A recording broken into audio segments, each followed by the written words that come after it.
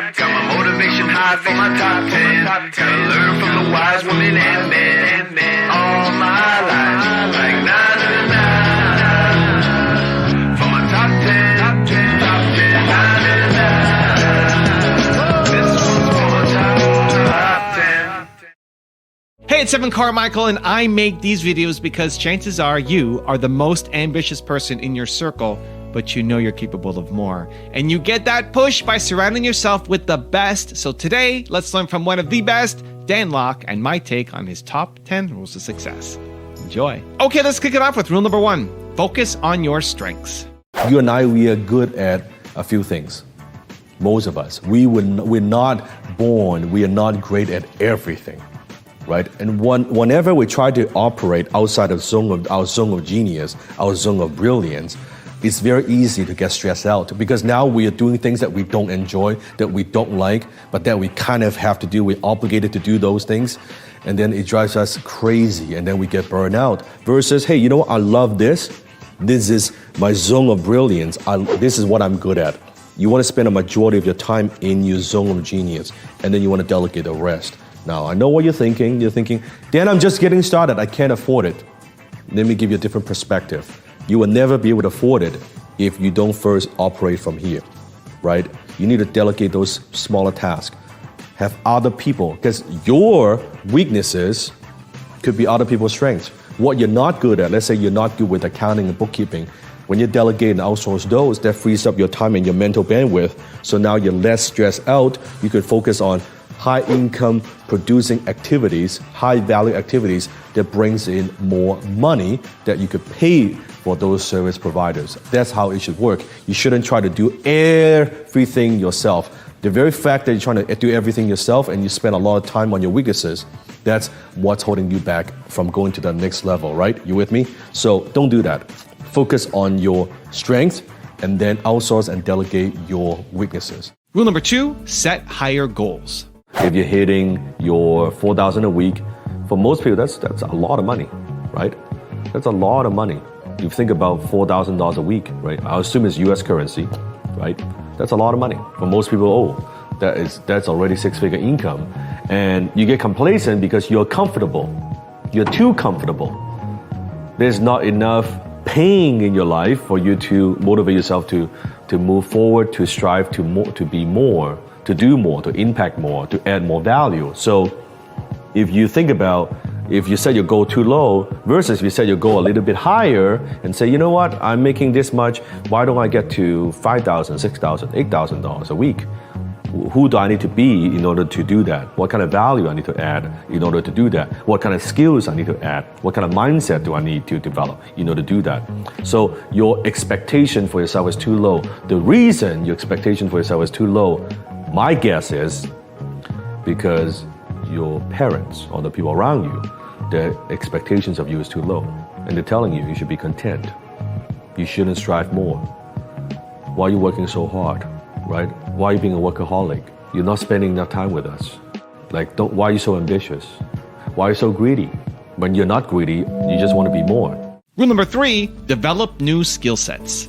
If they say you are a plumber, you are a landscaper, you are a waiter, you need to be physically there doing the work in order to earn the money, in order to make a living. On the other hand, skill for money means that you have a skill set that you need nothing more, maybe a laptop, a little computer, or maybe a telephone, or something that you could utilize using technology that you will be able to make money from home and earn a living. It also means that the value that you are able to provide needs to be different from most people. It requires a little bit more what I call high income skills. Skills such as coding or computer programming or copywriting or graphic design, some type of skills that you could offer to the marketplace in exchange of money. You're using now more your brain, your intelligence, your skill sets to make money versus manual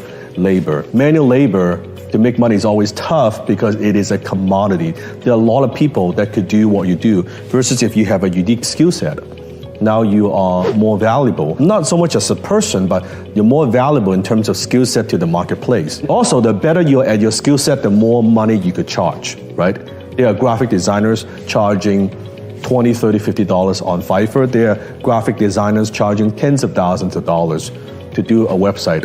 What's the difference? The difference is skill set. Rule number 4, use books. One of the very first tips and one of the most important tips I could give you when it comes to books is you want to use books. Because knowledge is one thing. What we want to do is take what's in here, understand it, and then be able to implement and get a result. It's not a contest of memorization. It's a contest for execution and implementation. So every time I read a book, my goal is to want to get 3 ideas out of each book that I could implement right away. That's it. I'm not trying to implement everything the author talks about. I'm looking for just 3 things that I could get out of it. That is it. I want to implement, I want to see how it works for me personally and what I could learn from that. Hi, this is Dan Lok. I want to share with you a lesson from Evan Carmichael's new book, Built to Serve. This section is about making money from your purpose. You have to embrace that. If you never learn how to make money from your purpose, you'll always end up needing a day job, and your purpose will become a hobby. If that sounds like a great life to you, then I'm happy for you. If not, then you need to figure out a money-making model that makes sense, one that is consistent, one that is significant, one that can pay you so you can quit your job and succeed to the point where you are providing jobs for others and helping even more people. You see, money is nothing more than a byproduct of value creation. The more people that you serve, the more successful that you will be. So to have long-term success is not just built to last or built to sell or even built to scale. It is built to serve. And this book will teach you exactly how to do that. Rule number 5, be financially literate. Now, it's interesting, in the school system, we are taught how to read, how to listen, how to write, right? How to be literate in the language of English, but we were never taught how to be financially literate.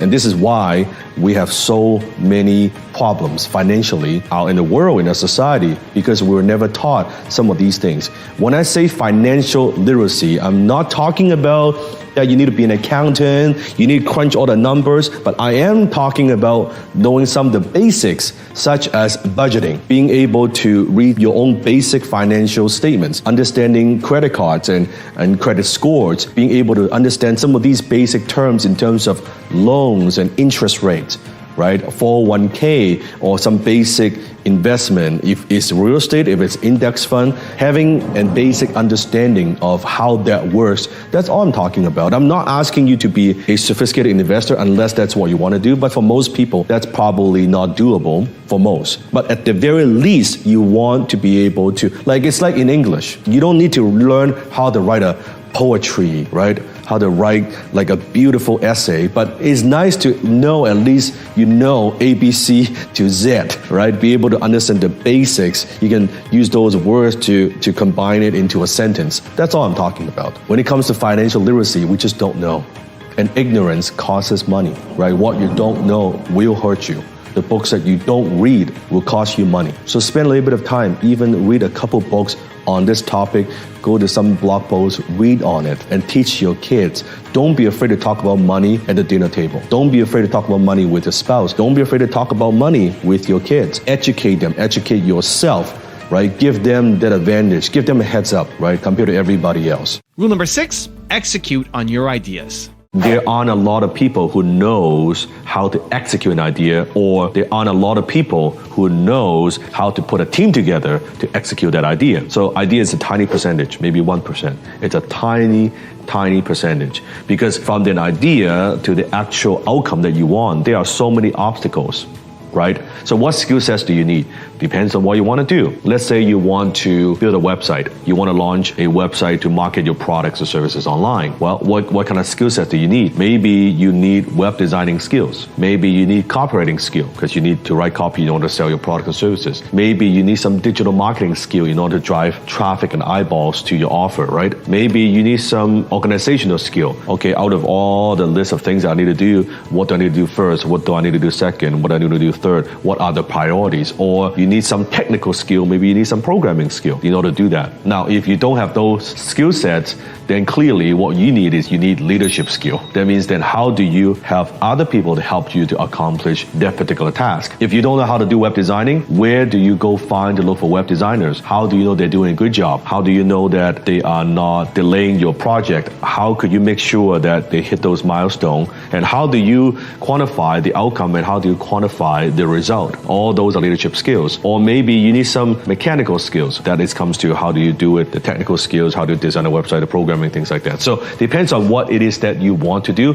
So that's the first problem. Most people, when they have an idea, they have no idea, no clue what are the skill sets it takes to actually turn this idea into reality, turn the vision into reality. This is this big gap. It's very, very unclear. It's very vague. So then all they do all day is they bitch about the idea. Have you ever had the experience that you're watching TV or you are watching an online video, suddenly you see a product pops on the screen and you say to yourself, hey, that's my idea. I thought of that 3 years ago, 5 years ago, 10 years ago. Well, you thought of that, but you didn't do anything about it. Number one, you procrastinate. Number two, having the idea doesn't mean anything because someone else took the same idea or came up with the same idea and they are able to execute it and take it to the marketplace and actually make it happen. Because what people don't realize is when you take your idea and execute it, there are so many obstacles. There are obstacles every step of the way. Then at that time, you need problem-solving skills, right? And most people got very little problem-solving skills. They're not very resourceful. Idea, so what? It is not fair, but it's a fact. The person gets paid very little who has got an idea. But the person who can take the idea and actually turn it into result and outcome, turn it into a product and actually get it out there and get people buying, selling it, that person is going to get paid the most. Always the case. Because ideas are dime a dozen. But people who are able to execute, that's rare. Rule number 7, do the hard things. I don't want to be the top dog in my circle, right? I don't even want to be equal. I want to walk in the room, I want to be the least successful guy in the room. Because then I can learn from them. I could grow, right? In my circle, I'm like a small potato.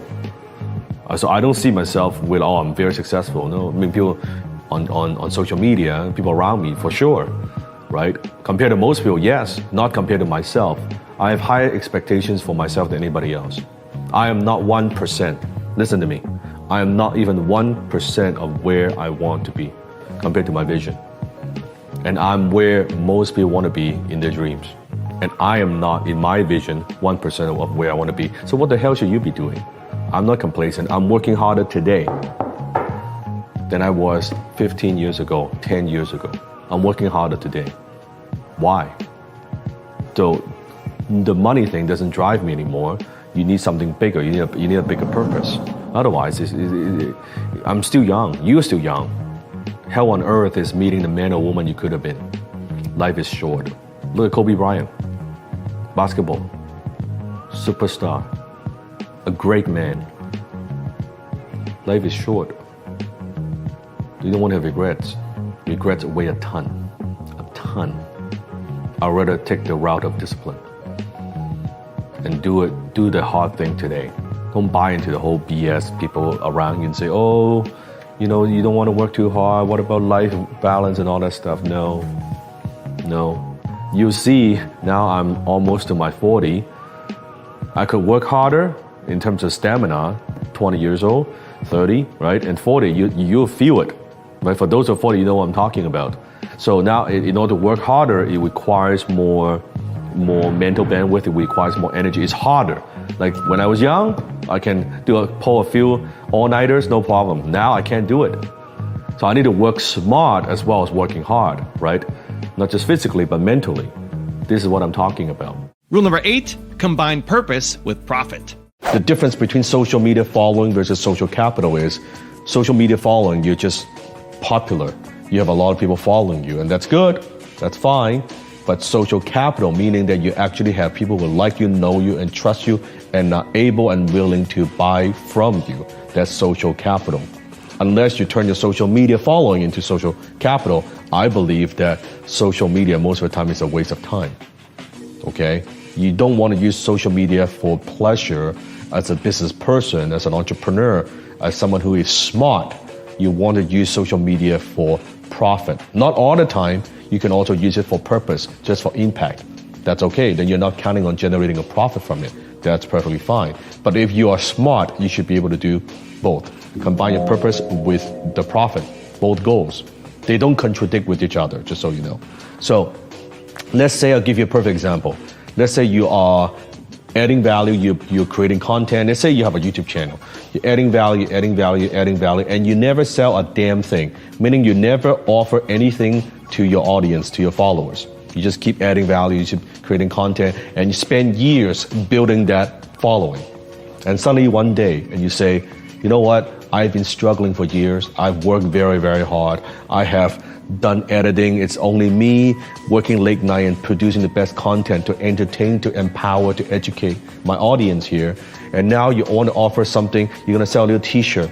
Suddenly your entire following is like, oh, what a sellout. You sell out. You weren't like this before. You never sold us anything. You're now a f***ing asshole. Why? Because you now, I'll just try to sell a $20 t-shirt. It feels like you've just like killed somebody.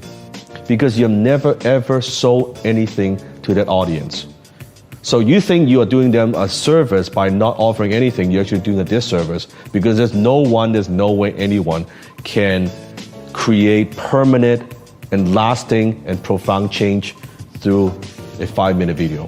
It is egotistical to think you could do that. Just like there's no speaker in the world that can provoke permanent change in 60-minute, 90-minute speech. They get all hyped up and excited, and that's good. They get motivated, but when they go home, their habits remain. People don't change like that overnight unless it's something very drastic. So, by not selling anything, not doing anything for years, suddenly you offer something, you're an asshole.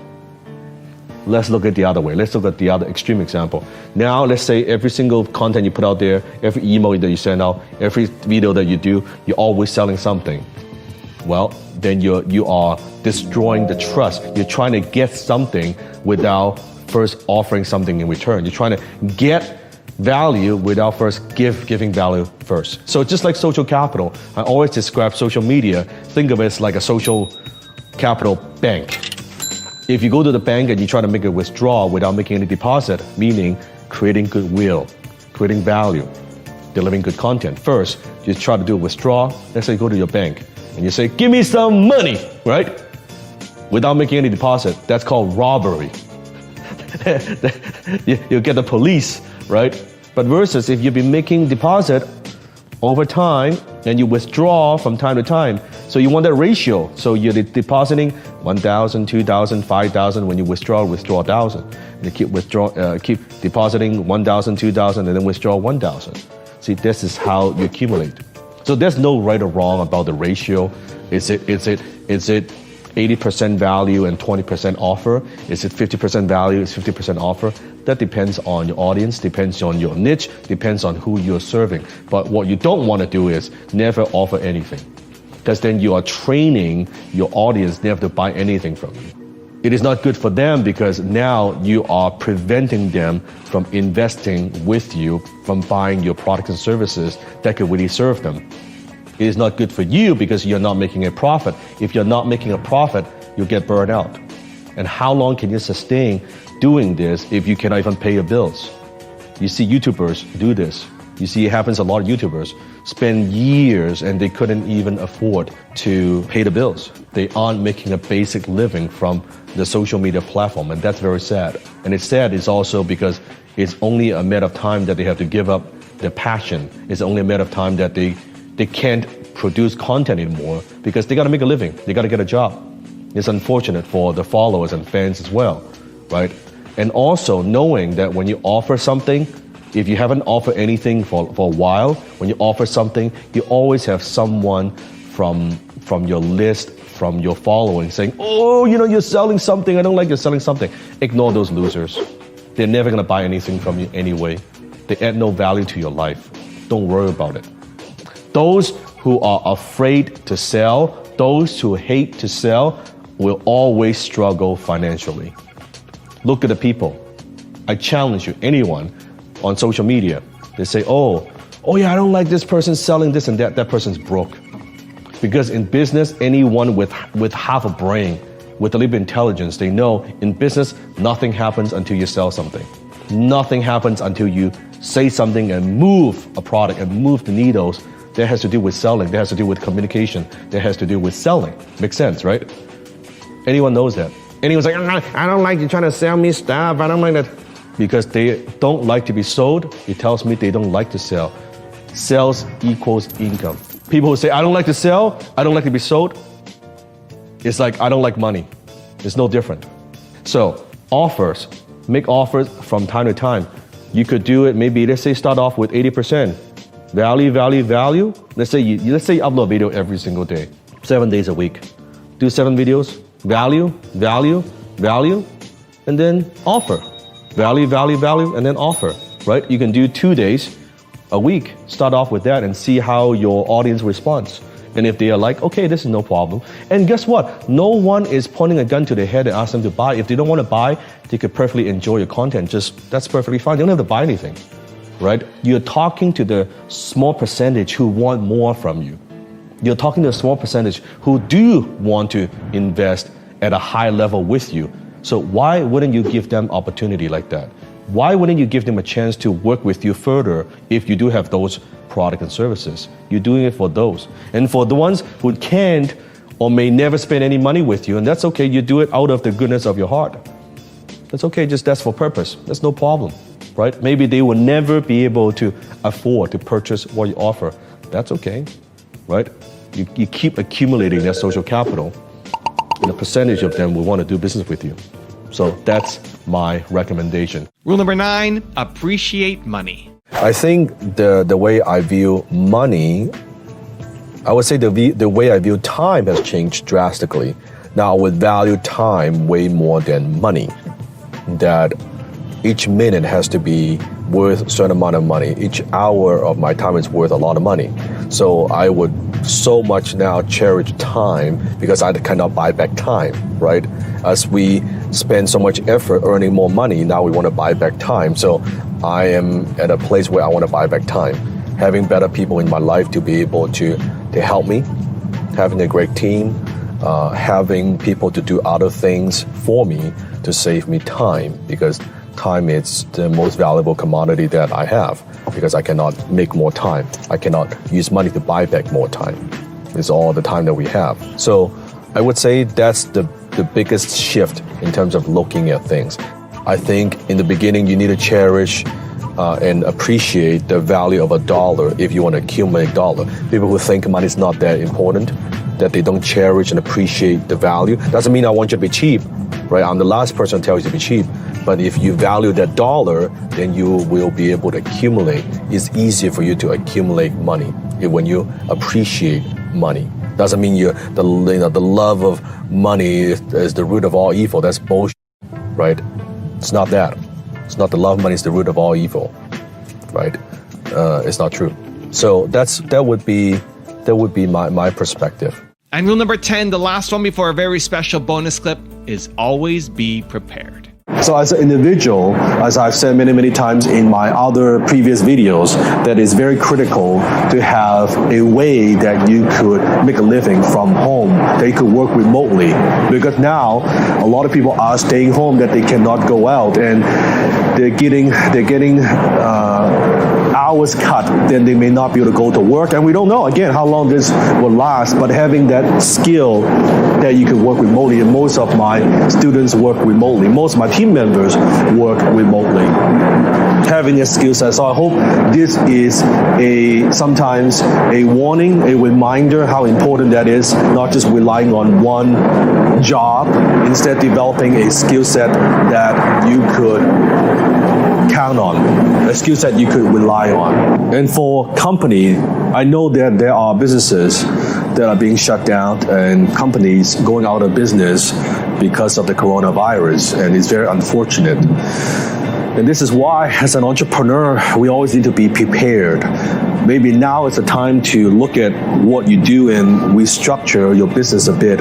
Maybe switching some of the employees to independent contractors. Maybe there are certain functions in the business that you could outsource. Maybe it's also time to consider having a more remote team, a remote structure. So when things like this happen, and will happen again, that it would affect your business, but it will not destroy your business. Also, maybe consider not just having businesses that are maybe all events driven, using the online, using the technology, using certain tools to be able to keep your business going. I think that's also pretty important. Now, I've got a special bonus clip that I think you're going to enjoy. But before that, it's time for the question of the day. I want to know, what was your single biggest takeaway from this video? And what is your plan of action that you're going to execute this week to make some immediate momentum happen? When you just get motivated and watch a video, you have a 35% chance of following through. That's what the science says. But when you write down what time, what day, what place you're actually going to execute, when you create the plan, you have a 91% chance of following through.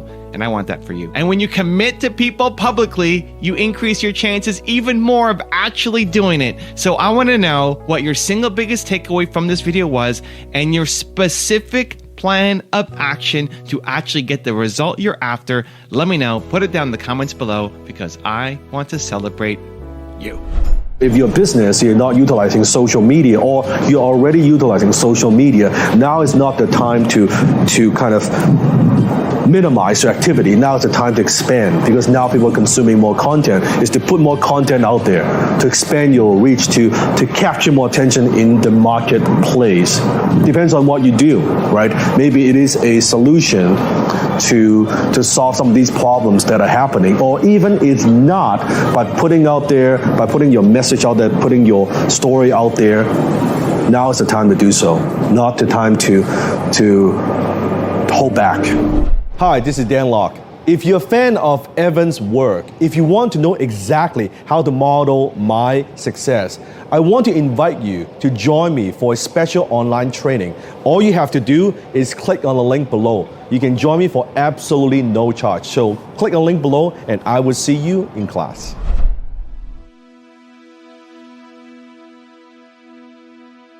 If you want to change your life in the next 30 days for free, check out my training right here below. Or if you want 10 more awesome rules from Dan Lok, check out the video right there next to me. I think you'll enjoy them. Continue to believe, and I'll see you there.